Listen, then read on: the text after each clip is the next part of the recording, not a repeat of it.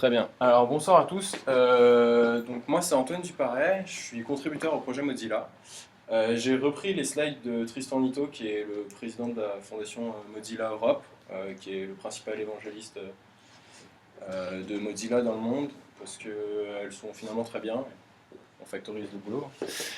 C'était les slides à l'occasion des App Days, donc au moment où on a fait une grosse conférence sur créer des web apps comme je les avais présentés Human Talk précédent pour Firefox OS. Donc ça va correspondre, il y a 2-3 slides que je vais passer parce que ce ne sera pas tout à fait dans le sujet. Je pense que vous connaissez tous Mozilla. Le point important, c'est que c'est une fondation, donc c'est sans recherche de profit, c'est vraiment destiné aux utilisateurs, il n'y a pas d'action, il n'y a pas de bourse. C'est ce qui est intéressant parce qu'on est confronté directement aux 3 gros acteurs principaux, Google, Microsoft et Apple. C'est ce qui nous différencie. Et donc bien sûr on est connu principalement pour le navigateur web Firefox. Voilà, donc c'est un peu ce que je disais, le cœur du projet Mozilla c'est le web, c'est mettre le web dans les mains de tout le monde, d'en faire une plateforme ouverte complètement et sur laquelle tout le monde pourra se baser sans avoir à payer des choses à des acteurs qui vont enfermer le plus possible le contenu. Donc voilà, toujours les protocoles et les formats de données interopérables au maximum, c'est ça qui est important, et bien sûr les logiciels libres. Donc à but non lucratif. Voilà, donc un petit flashback, comment ça se passait il y a 20 ans. Des réseaux complètement fermés, impossible d'échanger entre les réseaux, il fallait payer pour être sur chaque réseau, et à chaque fois il y avait une entreprise au-dessus qui contrôlait tout ce qui s'échangeait. Complètement mauvais pour l'utilisateur. Et donc le web est arrivé, quelque chose de très simple, quelque chose qui marche, quelque chose de complètement ouvert, quel que soit l'endroit de la planète. Il n'y a pas besoin de sortir le portefeuille si on veut faire du web. Il suffit d'ouvrir son bloc-notes, il n'y a pas besoin d'avoir un SDK, ce que vous voulez, quelque chose de spécifique. Une balise HTML, ça s'écrit n'importe où. Voilà. L'autre constat qui se fait, c'est que le futur est mobile. Là, vous avez un petit graphique sur le pourcentage de personnes qui vont sur Internet et le moyen dans lequel ils vont. Donc on voit que les tablettes commencent à apparaître et que les smartphones grandissent de plus en plus. Il faut savoir qu'il y a des pays comme la Chine et l'Inde qui sont des pays à potentiel très fort, donc les pays émergents. Ils ont complètement fait le bond par-dessus le PC. C'est-à-dire qu'ils sont passés à on n'a rien, on n'a pas d'accès à Internet, à on a accès à un Internet sur notre téléphone. Et c'est rare les familles chinoises qui ont les ordinateurs à la maison.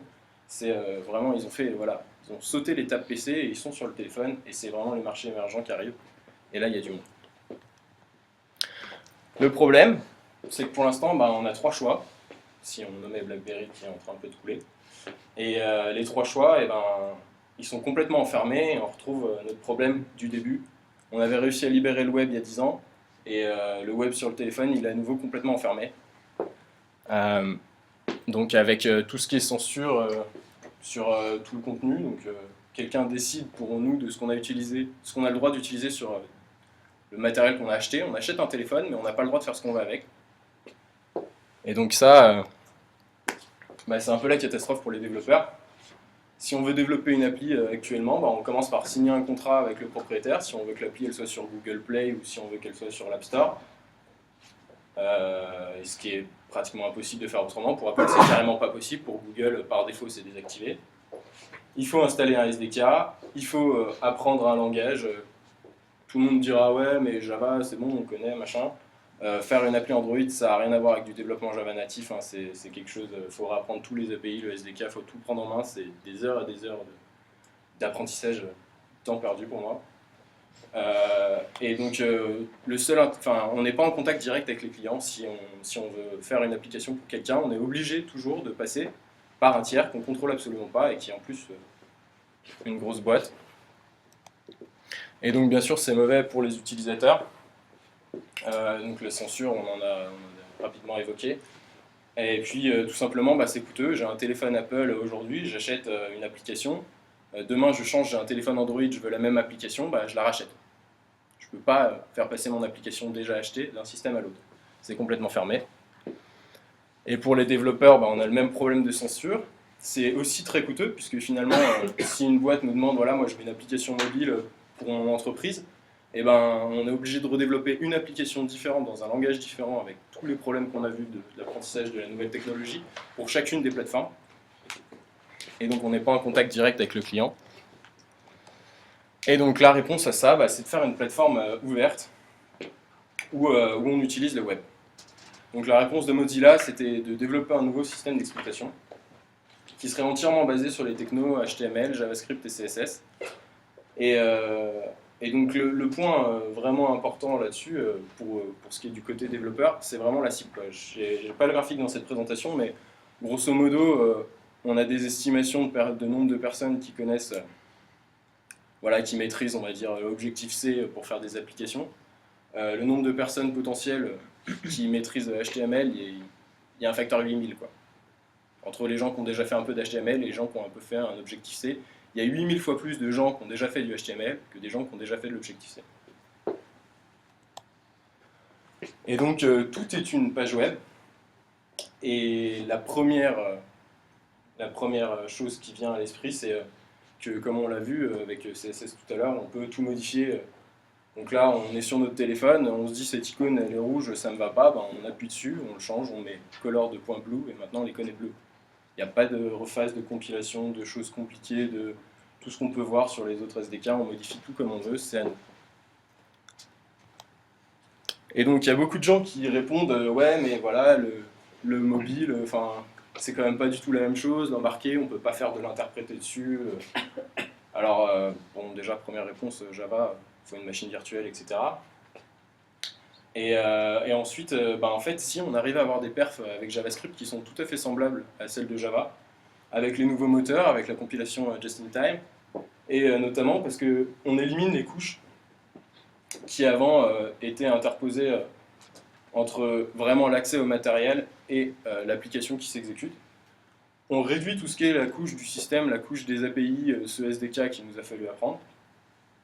Donc Firefox OS, qu'est-ce que c'est en un mot? C'est vraiment Gaia, c'est l'interface web HTML5 CSS, qui va être interprétée directement par un moteur de rendu, Gecko, là c'est du C++, qui lui va parler à un kernel Linux minimaliste, du C, et là on a accès au matériel. Donc il y a 3 couches, et ces 3 couches qui sont traversées très rapidement. Par rapport à, je ne connais pas exactement les systèmes Android, etc., mais toute cette étape de machine virtuelle Java et les différentes couches à traverser, on se rend compte que finalement on arrive tout à fait à des performances complètement jouables. Et donc bien sûr on fait quand même un marketplace, puisque c'est important pour l'utilisateur de savoir où il peut aller chercher les applications. Mais là c'est quelque chose qui est complètement ouvert, et si votre application n'est pas dans le marketplace, vous pourrez l'installer en un clic quand même. Vous pouvez faire un simple bouton sur un site web. Je vous ai présenté les web apps la dernière fois, c'est un clic sur un bouton, un coup de JavaScript et c'est installé sur votre téléphone. Voilà, donc le web et la plateforme, même sur mobile. On aura plein d'échanges, je suis sûr, là-dessus juste après. Alors le slide, il est plus complètement à jour. Les partenaires, les derniers partenaires, la liste complète, il y en a une trentaine et ils ont été révélés au Mobile World Congress à Barcelone il y a quelques semaines. La cible de Mozilla pour ce téléphone, c'est pas de concurrencer Apple et Google directement, qui ont beaucoup plus de moyens, qui sont déjà pas mal implantés.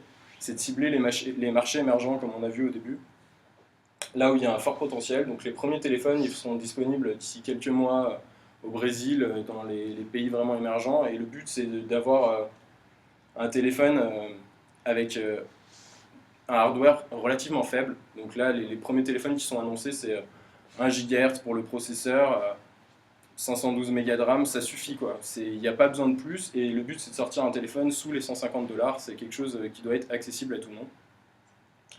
Là, je vous fais une mini avant-première, mais Alcatel a déjà annoncé qu'il sortirait un modèle en France. On a vu plusieurs Français qui ont un peu interrogé le truc parce qu'il n'y avait pas d'opérateur français dans la liste des partenaires. Donc il y aura bien des téléphones Firefox OS qui vont sortir en France. La date qu'Alcatel a annoncée, c'est juillet. Voilà, le hardware est encore plus faible, c'est 256 mégas de RAM, donc c'est quelque chose de vraiment. L'idée, c'est de sortir un téléphone sous les 100 €. Donc, ici 99 € en juillet. Voilà, bah, c'est la fin. Je suis allé très très vite parce que ça dure 10 minutes, mais je suis disponible pour répondre à toutes vos questions.